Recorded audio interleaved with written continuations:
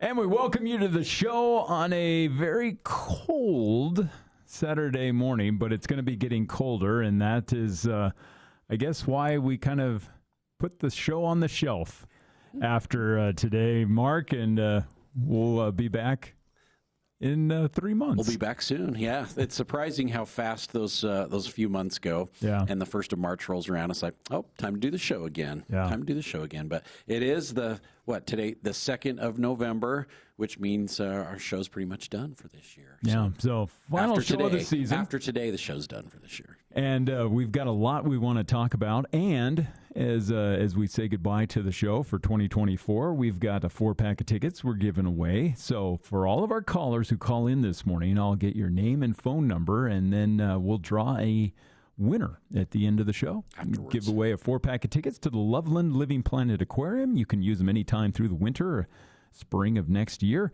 Enjoy some fun down there. Yes, and of course, everyone is a winner today for listening to the show because Absolutely. we have a special guest today, too. So Hank with Stuifbergen Bulbs is here. Yeah, good morning. Great to have you here. Love having you on the show each fall. We can talk bulbs, and we can talk about summer bulbs, and we can talk about amaryllis bulbs, and all those fun things. Yep, I drove up all the way from Kansas City just to be here. That's wonderful. I'm sure you have a couple other customers in the Intermountain West as well. Don't worry. But it's wonderful to have you here. Thank you so much for coming and joining us on the show. Yeah.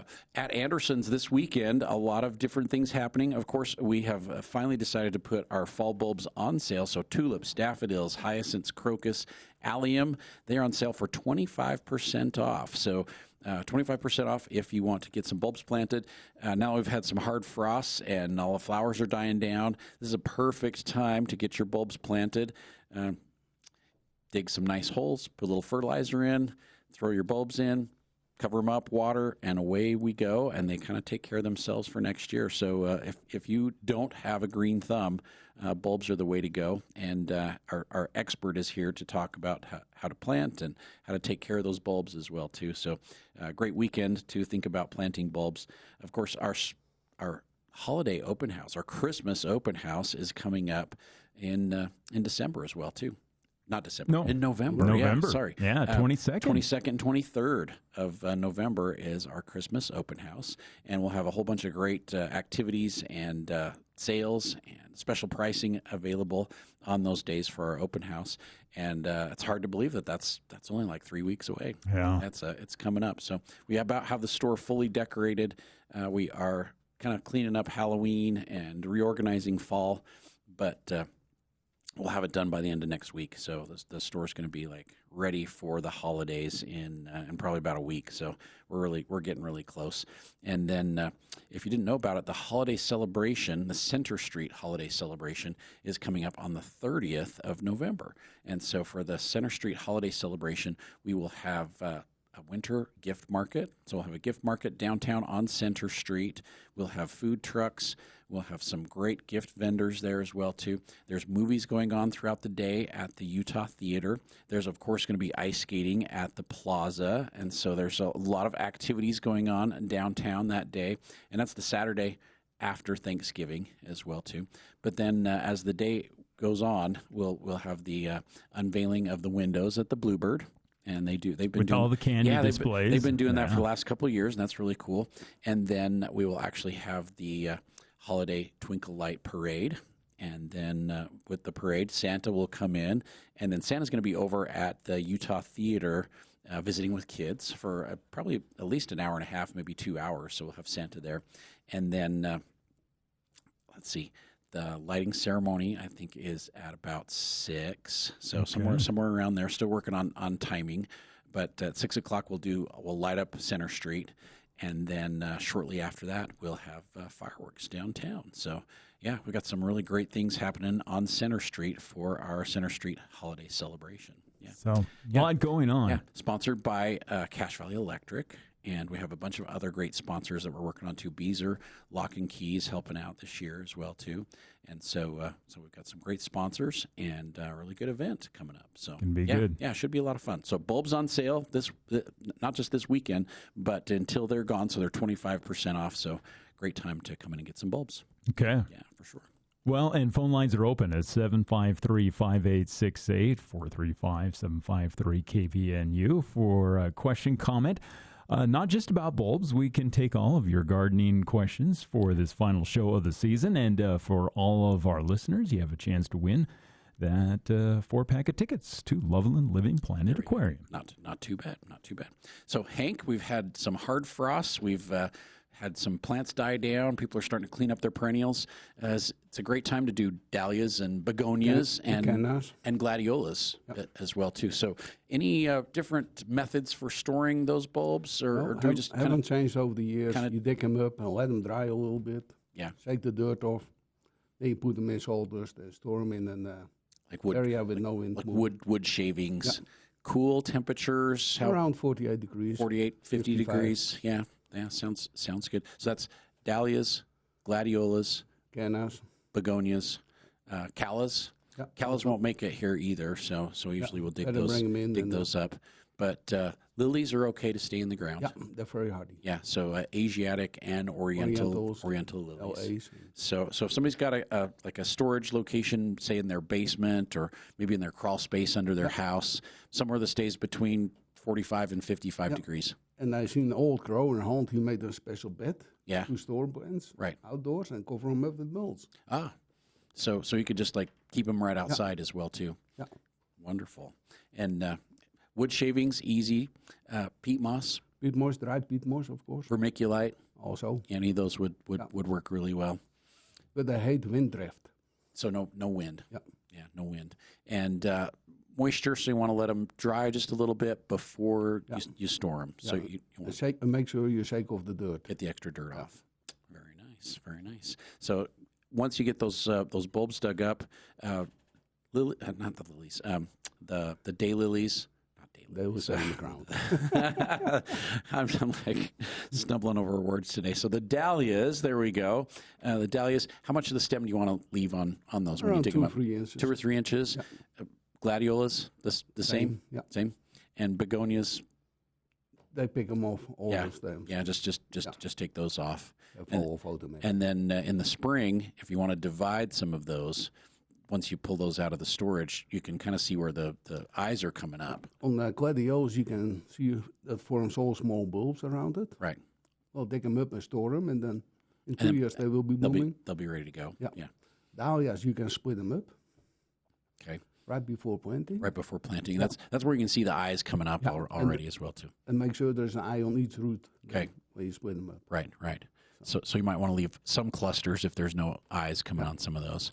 And then with the begonias, you can split those too once they start to get bigger. Get a shovel and just cut them in. Chop them. Cut them up in half or thirds or whatever. As long as there's some eyes on them. Do you need to put something on the bulb where you've cut it to kind of protect it? Let it dry. Yeah, just let it dry. Okay. So no sulfur, no Cap-10, not necessary. It'll kind of heal over on its own.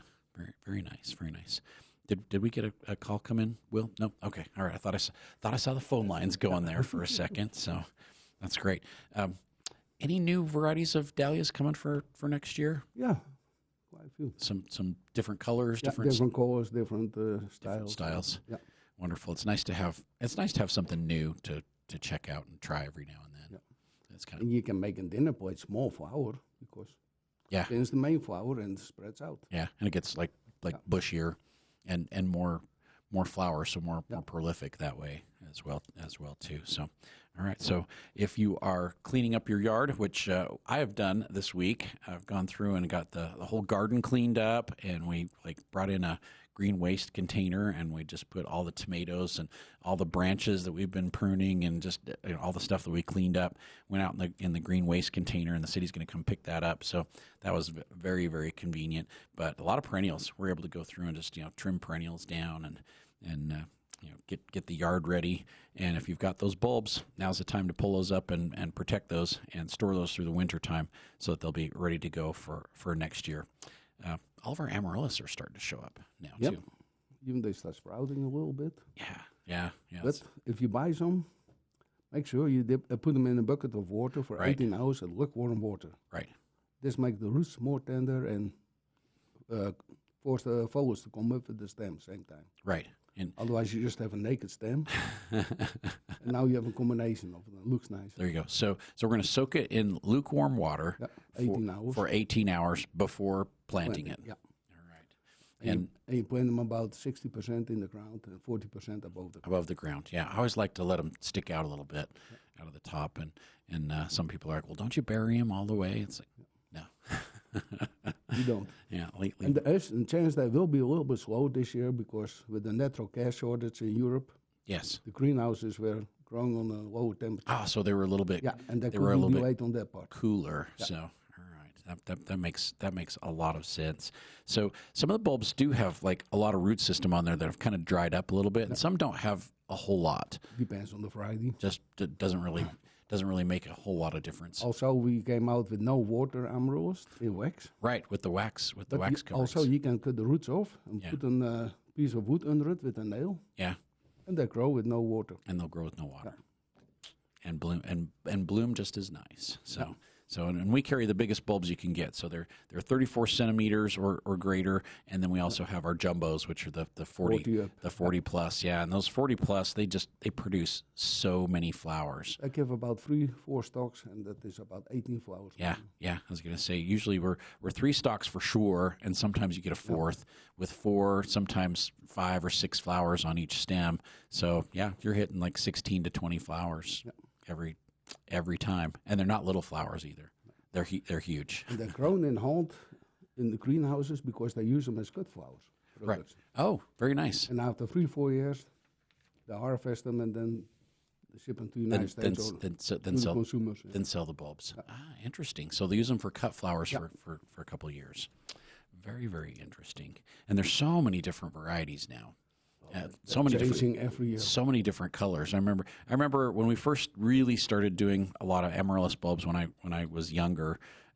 Orange, red. Maybe had a white. Maybe a pink one in there, but now apple blossom. yeah. but now you've got like so many different colors and varieties of different colors and different styles, and it's really fun to see. We are selling about 40 to 45 different varieties. Yeah. And you think you have it all, and then people say, "Oh, don't you have that one?" Yeah. Now you just need a blue one. Yeah, so with the blue crocus and the blue daffodil. Yeah, exactly. But there's peach varieties now, and there's burgundy, and a lot of different variations on pink and magenta. I mean, they're almost purple. Yeah, very dark red. Yeah, almost purple. And for us at Anderson's, amaryllis are definitely one of the very, very best gifts that our customers come in. They're just like, hey, my friend gave me one of these for Christmas. How do I take care of it? It was the best gift I got all Christmas. Yeah, we hear that all the time. And they can store them over too. Yeah. When they're done blooming, keep them watering till spring comes around. You put them in your backyard and let them grow, and then early September, late August, you let them die and bring them inside and start all over. Yeah. So when you plant them outside after kind of letting them do their thing throughout the winter time, do you leave them in the pot or you take them out of the pot? You can leave them in the pot. Yeah. But put them out in the garden inside the pot. Yeah. Hopefully, you can leave them indoors too. Right. And when we pot up a lot for our customers, and we put them in about a 7.5 inch to an 8 inch. Like just a plain plastic nursery pot. Should be 1 inch around it. About the bulbs. About an inch all the way around. Yeah. Okay. And with that particular pot, that's one you can just like put outside, not worry about it. If it gets broken or cracked or whatever, it's like, no worries. But if it's in grandma's priceless ceramic pot, we probably don't want to. We probably don't want to plant it outside, right? So we try and do that, and then we'll instruct our customers. Hey, you can take that plastic nursery pot and you can put it in a decorative basket, or you can put it in a nice ceramic pot, or you can dress it up a lot of different ways. But it's inexpensive and it's easy to do. And that's really nice. So if you're doing the bulbs and you soak them for the 18 hours before you plant them, how often do you need to water them after that? I mean, depends on the growth. Yeah. In the beginning, don't overwater it. Right.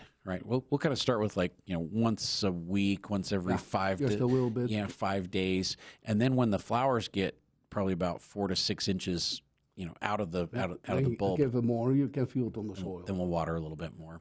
Any fertilizer? They'll just do just fine without the fertilizer. So if you wanted to maybe put a little bit of fertilizer in with like your water just to kind of get things going. But do it after it has been growing for a while. Right. Okay. So not too much extra care on the amaryllis then. No, very simple. Yeah. Once you get them going, they just kind of do their thing. Lots of light to start off with. Do you want to put them in a cooler location? No, you can start them next to a heater. Yeah. And then they'll move along a little bit faster. Yeah. Occasionally we've had customers that wanted to grow, multiple bulbs for like a wedding reception or for a special event or whatever. And we usually tell them, to start off with, put them in a really warm location and get them going. But then if they start to move too quickly, then you can move it to a cool cool them down and slow them down considerably. And we've had really pretty good results doing that. Yeah, it's worked really well. So best temperature to start them at 65 to 70 degree. Yeah, somewhere around there. And just enough light to keep them happy. Yeah. Absolutely. If they don't get enough light, do they get taller? No. The same. About the same. Because some will stretch. Yeah. And if people put them in the front of the window, they have to turn them around. Yeah. Because they'll like lean towards the light. Yeah. So then all of a sudden they're like wanting to tip over. And the pots that we use, we don't use like standard pots. We use azalea pots because they're broader on the bottom and they're less likely to tip over if the bulbs get tall. So not too bad. So we've got phone lines open. If anyone would like to call in with questions or comments, we would love to have you join us here on the show. We've got Hank Stuifbergen with Stuifbergen Bulbs here. We're talking fall bulbs, we're talking amaryllis, we're talking spring planted bulbs. And if you'd like to call in and join us, it is the phone number is 753 KVNU 753-5868, and we've got lots of phone lines open, and you're welcome to call in. Don't forget, at Anderson's this weekend, we've got all of our fall planted bulbs. That's tulips, daffodils, hyacinths, crocus, allium. We might have a few miscellaneous fall planted bulbs as well too. 25% off on those. And great time to do some planting. We've got some great varieties to choose from still. So good selection at Anderson's, but we're starting to run out. We probably have sold at least half of our varieties are completely gone, and we're starting to get really low on some of our other ones as well too. So great time for bulbs. All right, we do have a caller now. So. Molly joining us on the line. Molly, welcome to the Garden Guide. Thank you.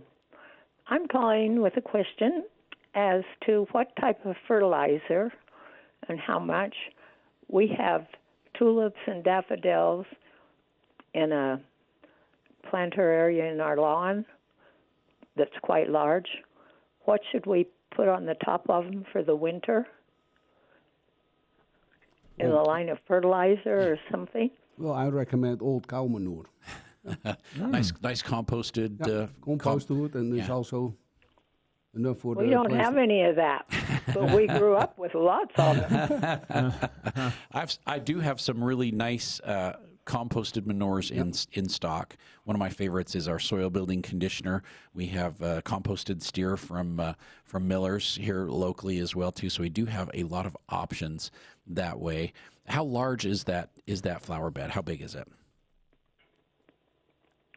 Oh, as big as a small room. Okay, so maybe pretty large. 15 by 15. You think 15 by 20? Yeah, that's probably about that size. Okay, so about 300 square feet. If you want to put like half an inch of a soil building conditioner on there, it comes in like a 3 cubic foot compressed bale, and so if you do a half an inch, you can do about 100 square feet with a bale. So that would be a 10 by 10 area. You would be able to put a half an inch of that over the entire area. And not only is it going to feed the bulbs, but it's going to build your soil back up as well, too. And then if you want to use some fertilizer, do it in the spring when they're emerging. Yeah. Oh, in the springtime, yeah. Right before they come up, or right. More of a. That's when they need the strength. Now they're dormant, and there's no need for them. Do you want to use a more balanced fertilizer, Hank? Something like a slow release. Yeah, slow release. 16, like a little bit of everything in it. So like a slow release 16 would be great, Molly. Okay. All right. But in the fall, compost. Right now, compost stuff. Yep. And then spring, balanced, slow-release fertilizer. 16, 16, 16. Yep. And I have a lot of different options as well too. So I've got some flower and some like flower bed fertilizers that are like nice and slow release. One of my favorites is actually Start and Grow from Fertilome. It's got a 3 to 4 month slow release nitrogen in there with a lot of micronutrients and all the other nutrients in there as well too. Very very nice slow release fertilizer that the bulbs will love it. Okie doke. We will do that. Super. Along with the deer stopper. Oh, there you go. Yeah. You have deer. Definitely need that. You have deer at your place as well too. Oh, they live here. Sounds like my house, Molly. So. Okay. Thanks. Well, I appreciate your help. Thanks so much for calling this morning. Thank you. All right. Bye-bye. Goodbye. And that frees up the phone line, 753-5868. If you have a question, comment for Mark or Hank, talking bulbs, but could talk about other gardening things as well. 435-753-5868. And a reminder, everyone that calls in has a chance to win those tickets to Loveland Living Planet Aquarium, Mark. There you go. So, Hank, you every fall and every spring you come to the United States and you travel all over Yep. and help people with their bulb needs. It's kind of an interesting job for you to. That is. You got to meet people. You're all over the country. Yep. Do you focus mostly on the West, or you're like on the East Coast as well, Midwest? The Rocky Mountains. Yeah, so that's why you're kind of based in Kansas City there. Yeah. How many bulbs does Stuifbergen bring in? We bring in about 35 containers. 35 containers. Yeah, and each one holds about 550,000. 550,000? Yeah, average. Crocus, daffodils. So 35 containers. So roughly 17 million bulbs. Yeah, that's about right. That's a lot of bulbs. Yeah, and this year we had to deal with the strike, and some of the containers finished up in Bahamas. That's right. We did. We had that little short strike on the East Coast strike, there. And one of the boats with one container decided to go to the Bahamas instead. and dropped off the containers there. He Yeah. had to continue his route. And the container is still standing there. Yeah, it's still there. So you have 500,000 bulbs in the Bahamas, which probably won't really do great there. No, but we have insurance. Yeah, say Bahamas is not really well known for their bulbs, but No, and that's our biggest risk always, that the equipment breaks down on the container. Right. Then temperature goes up. And, right. And then the bulbs are not stored properly in transportation, and then they start to grow. And we had the case 2 times last year when the unit broke down and temperature goes up. And right. And you can cut open the tube and you see all the space. Sure. Between the So they are shipped in refrigerated containers then. Yeah. Okay. So you're 65 degrees. climate controlled containers. Very nice. Humidity controlled. Not too bad. It's hard for, I think, the common gardener to realize what it takes to get those bulbs, harvested and prepared, grown first, harvested, prepared, put in containers, shipped over here. And you've been doing this for how long? I grew up with it. Yeah, so 65 years. a long time. And your family was doing it before that. And my granddad. And, So continuing the family business, kind of like Anderson's. We're third generation. You go back how many generations? we found some papers back from 1750. Yeah. So more than three generations. Yeah, absolutely. more than 3 generations. Have you got the next generation? No, ready to go? I don't, and my brother doesn't.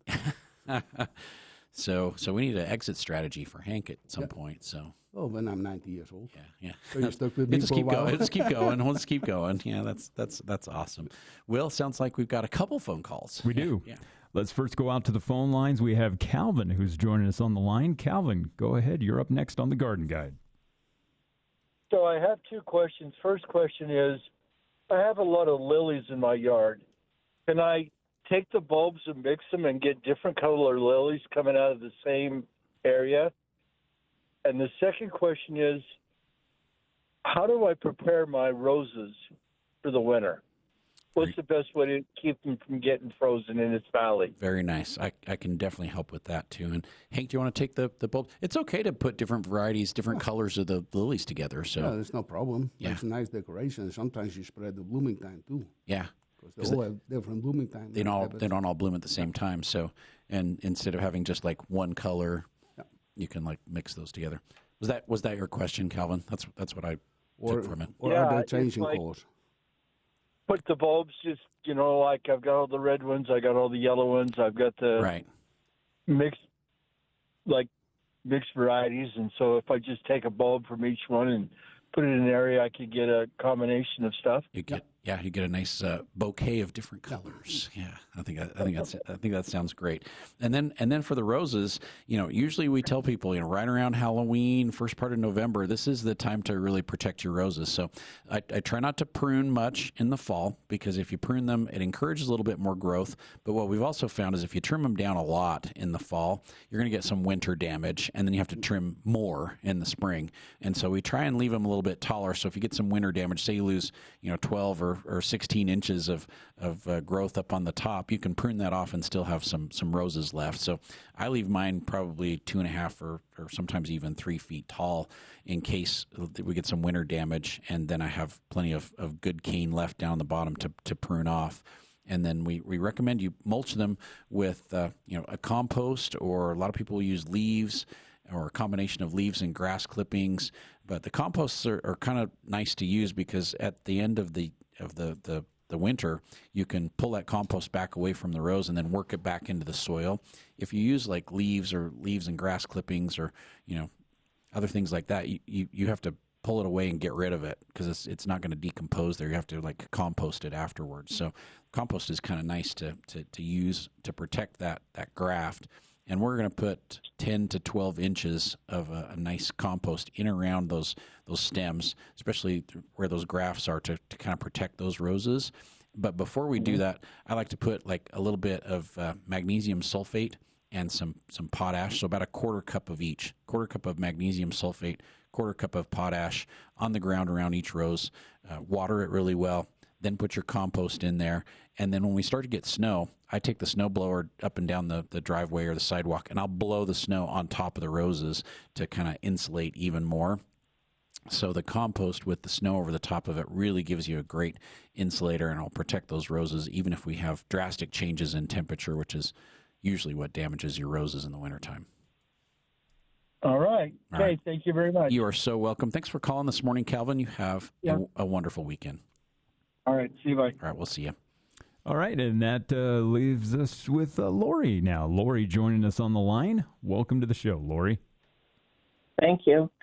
My question is, and I've called about it before, Mark, so I'm sorry, but I kind of have a little brain freeze here sometimes, but I have an amaryllis bulb, and you told me I needed to cut it back and take it out of my pot and put it in a brown paper sack or a sack, and put it in a dark place. Let it rest. And for like 6 weeks, correct? Yeah, 6 to 8 weeks, Hank. 6 to 8 weeks, yeah. Yeah. And then you start watering very slowly. Yeah. And then what? Start watering slowly after that. So after the 6 to 8 weeks, you can pot it back up if you took it out of the pot. Some of my customers will leave them in the pots and let them just rest in the pot as well too. So you can do it either way, and then once you get it potted back up, once you start watering it, it'll start to grow again. Okay, so that's all there is to it. That's as difficult. You don't have to fertilize it. That's as difficult as it is. Yeah. It's not too bad. Okay. All righty. Well, I appreciate that. And also, I wondered, we have a little cellar that we keep our potatoes and carrots in, but my husband was wondering if we could put banana squash in there. And I think it's probably too moist, but what do you think? I store my squash and my potatoes and my onions in pretty much the same location, but I keep the fruits, like I've got some apples and some pears, and keep those in a different location. So the vegetables should be okay together, since they all need that really warm, dry location. Okay, so it's okay. A cool, dry location, yeah, not warm and dry.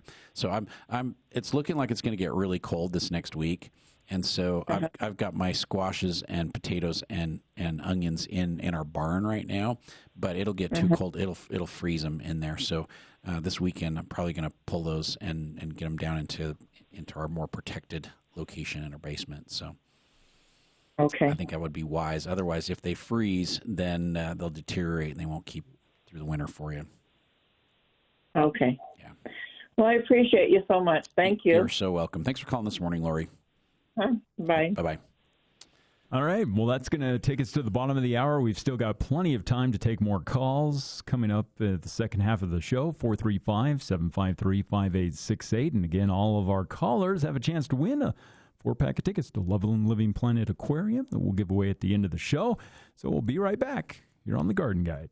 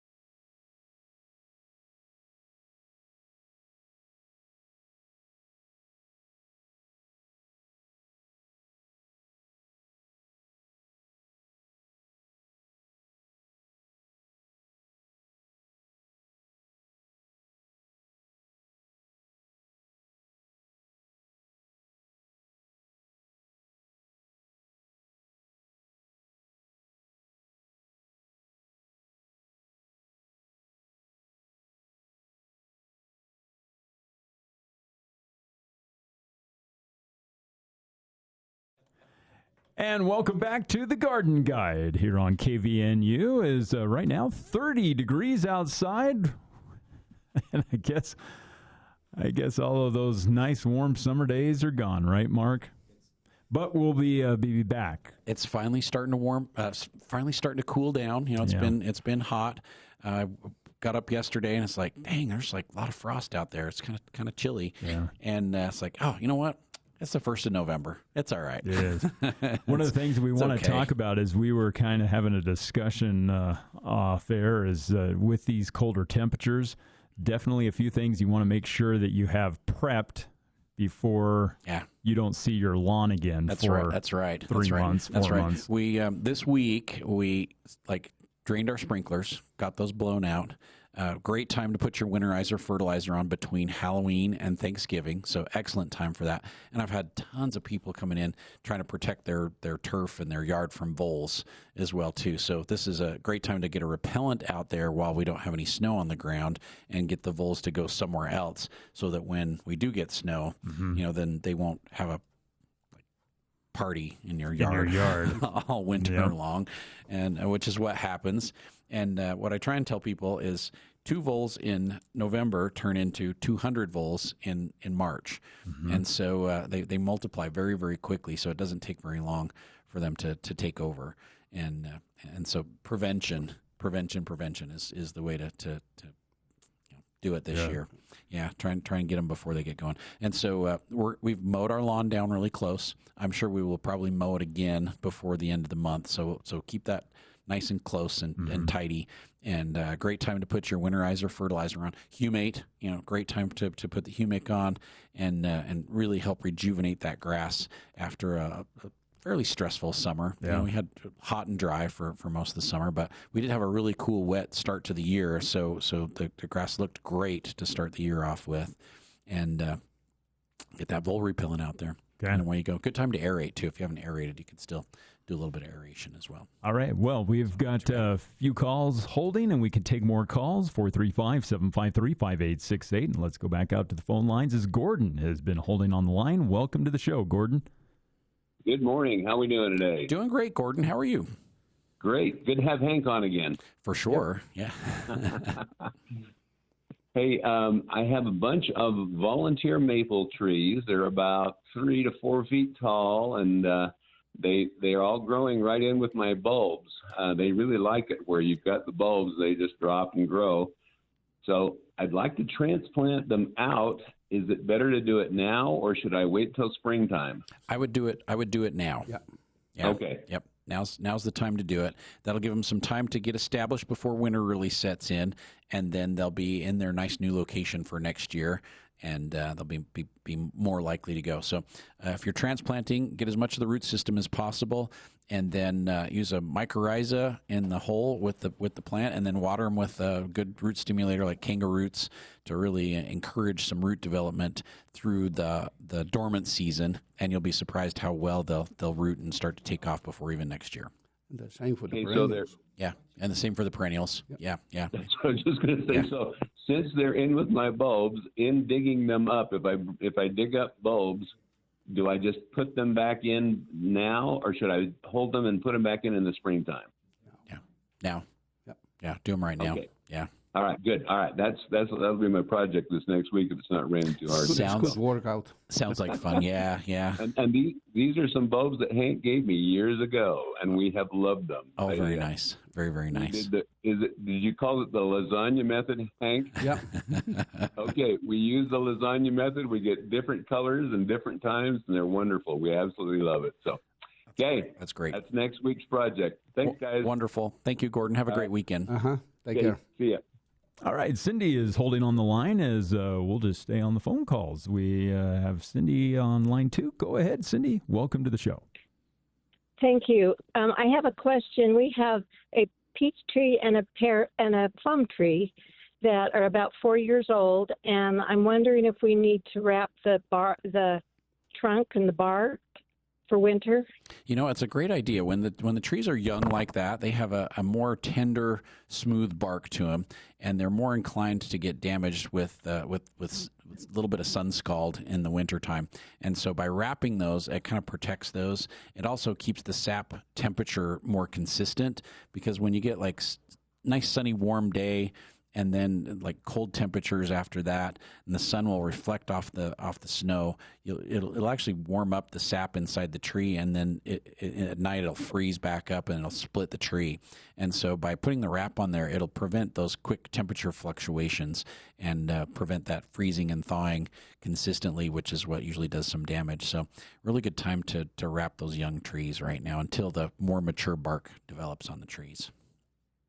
All right. Thank you very much. You're welcome. Thanks for calling this morning, Cindy. Have a great, all right, bye. Have a great weekend. Yep. Phone lines open. Too. Bye.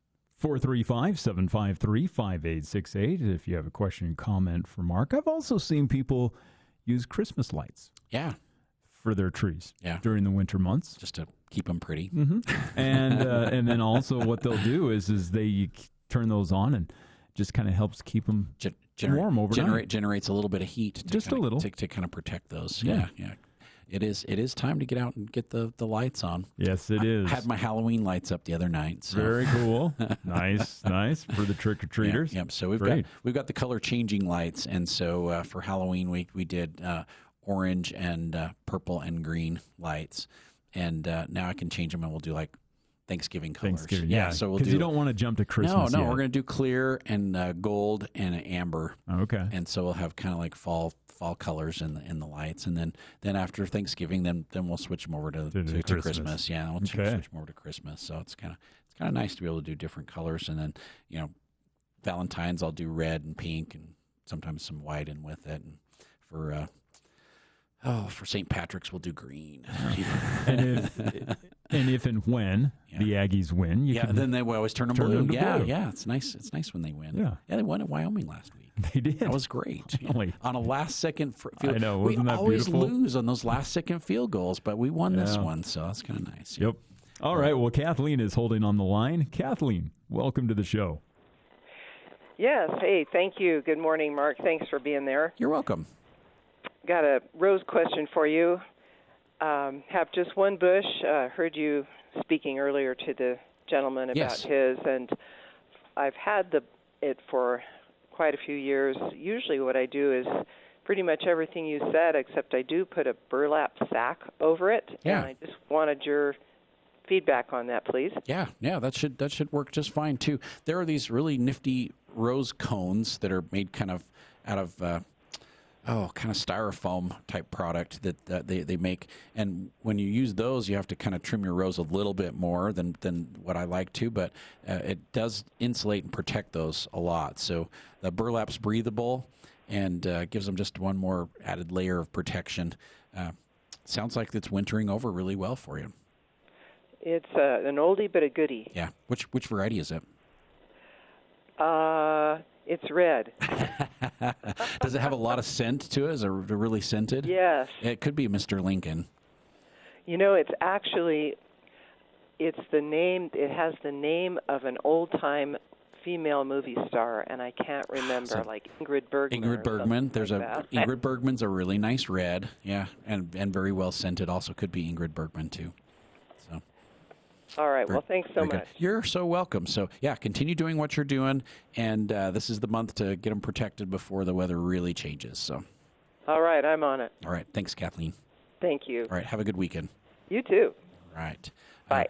Phone lines are open, 753-5868, 753-KVNU. And Mark Anderson here from Anderson Seed and Garden, and Hank Stuifbergen from Stuifbergen Bulbs. We kind of covered most of the bulbs except for like tulips, daffodils, hyacinths, crocus. Time to plant. Yep, absolutely. It's time to get out there and do some planting. Nothing new. Seems like every year it's like kind of the same old. Plant them in there, cover them up with mulch, and little fertilizer down the bottom. I'll let you a surprise in the spring. Yeah. Well, it never ceases to fail me. Never fails to impress me that they're so easy. They're just so easy to do. But also, do you know they are the best gift to give away to your friends? Oh, absolutely. They think 4 times about you. They're happy when they receive them. Yeah. They're upset when they have to plant them. They think they haven't cleaned them when they're blooming, and they invite you for a barbecue. Yeah. And when they have to dig them up, stay out of the neighborhood. But they think 4 times about you. Four memories off of those, and then usually you plant them back again, and so you like kind of keep going and keep going. So it's quite. They're so pretty when they bloom in the springtime, and we try and encourage our customers to plant them more densely in kind of strategic locations so that they have like big splashes of color that come up instead of trying to spread them over their entire yard, which is really difficult to do. Well, sometimes I like that too. Yeah. But what I hate always when people put them in a line, like the soldiers, standing guard, and they should plant them in groups. In groups, and you get bouquets that pop up in your garden, and we've found. And I have customers, they throw them up in the air, and where they land, they should be That's planted. Where they plant them. Yeah, exactly. And that's how they make the nicest mixes. Yeah. No, there's so many different ways to do it, and so many ways that actually work that there's no this is the exact way you have to do it. So it's kind of nice. So, Will, we got more calls. We do. We have Cole joining us on the line. Welcome to the show, Cole. Good morning, Mark. Thank you for taking my phone call. You're welcome. I have a quite large lilac bush that I was looking to relocate in my yard. I was going to dig it up and put it over to this other location to kind of give me some privacy with my neighbor. Gotcha. And because I'm looking to do a patio, and so where this bush is at is where I would like to put the patio at. So I was just seeing if this this time of year a good time to do this, or should I wait till the spring because I was going to do this patio, lay the cement and everything in the spring. Right. So I was checking. To get it established quicker, now's really a great time to dig it up and move it and put it to a different location. We almost always will recommend when you're transplanting a shrub that you want to prune it back because you're going to damage the root system. So we've got to compensate for the amount of root system that you lose on the bottom to how much growth there is up on the top. And so you're going to want to prune it fairly severely. The only drawback is you're going to cut off all your flowers for next year. So if you prune it a lot, you're not going to get much flowering for next year. You might get some, but just plan on the plant getting established and getting ready to go again for the next year. But now's probably really the best time to plant it because if you do it in the spring, you're going to have the same sacrifice of the flowers, and you've got months to get it established in advance if you do it now. Well, thank you for the advice. That's what I was wondering. You're so welcome, Coleman. Like I told Gordon, too, make sure and get your hole prepped, dig it up, get as much root system as you can, transplant it to its new location, mycorrhiza on the root system, good root stimulator. Kangaroots is like our favorite for transplanting, and hit it once or twice before winter sets in, and then hit it a couple times first thing next spring with that root stimulator, and away you go. Oh, perfect. Thank you. You're welcome. Appreciate it. Thanks, Cole. Good luck with that project. All right, and we have Curtis joining us on the line, our last caller of the show. Curtis, welcome, and go ahead. Hi, I've got a really bad wormy apple problem, and I was wondering if there's anything that I can do now in the fall to help get rid of it. There's some things that we should do in the fall, but it's not going to necessarily help a lot with your codling moth prevention. But there are other insects that we can try and control. So this time of year, we recommend a dormant oil or a horticultural oil, just as the leaves are really coming off the trees, which is happening right now, and then mix a disease control in with it. So copper soap, copper sulfate, fungicide 5, F-stop. There's a whole bunch of great fungicides you can use. And when you mix those two together, you get insect and disease control, and it's going to control insects and diseases that want to winter over for next year and affect your tree next year. And so this is a great time to try and prevent that from happening. And it'll work on blister mites, it'll work on aphids, it'll work on spider mites, scale, works on a lot of different diseases that affect all your stone fruits. So shot hole fungus, cranium blight, peach leaf curl. We can control a lot of those diseases by spraying them this fall. And then next year, if you want to get really good control on your codling moth larvae, which are the worms inside the apples, timing is critical. Usually right around the 1st of June is when you want to hit that first application. And then depending on which product you use, you can get really good control with just even once a month if you're using the right product.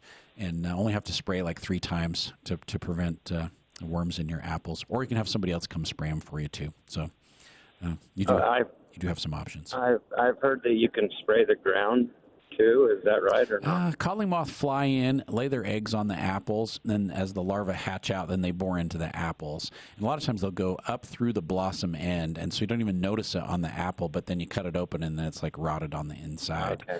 So yeah, timing is the critical thing, and we will post the spray timing at Anderson's and on our website, and we'll put it out in our newsletter every year to try and remind everybody when it's time to do it. It's just you just got to be really consistent with it to be successful.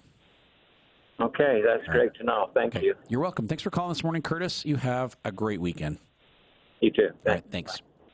All right. Well, before we wrap things up, let's draw our winner. Yeah, and then for we'll talk about what we're doing this weekend at Anderson Seed and Garden. I love it when we get 8 callers, 8 to 10 callers. We had one caller we lost a couple times too. So yeah, those cell phones in some areas still causing some people problems. It happens. Here, what I want you to do is you tell me when to stop, and I'm going to roll the dice here. Stop. All right, we'll go with 5. 1, 2, 3, 4, 5, and that is Cindy, who is our winner. So we'll reach out to Cindy here in just a few minutes, and we'll congratulations, get her tickets. Cindy. Yeah, this weekend, all bulbs on sale. You mentioned, Mark. All bulbs are on sale, 25% off. That's our fall planted bulbs. So the amaryllis and the paper whites that just came in, those are not on sale. It's the tulips, daffodils, hyacinths, crocus, allium. They're on sale, 25% off. Great time to do some planting. We're also doing a special, like I know it's after Halloween, but a lot of people are still decorating their yards and outdoor for fall. We have some extra corn stalks and we have some extra pumpkins that are left over from the fall holidays. And if you would like some of those, we're just giving them away. So free corn stalks if you want some corn stalks to decorate your porch or your yard with for fall, and also some pumpkins if you want. We're just gonna give those away this weekend. If anybody is interested. Next week we'll probably have some as well too. But if you would like more pumpkins or corn stalks, free to first come first serve if you'd like some of those. And we just want people to decorate their yards and have fun for the fall. Yeah, have fun for the fall. And then our open house is coming up the 22nd, 23rd of November. Christmas open house. Sorry, we won't be here, Hank. It's like it's a party. It's a party at Anderson's. And then if you go home on Thanksgiving, you're going to miss our holiday celebration on Center Street too.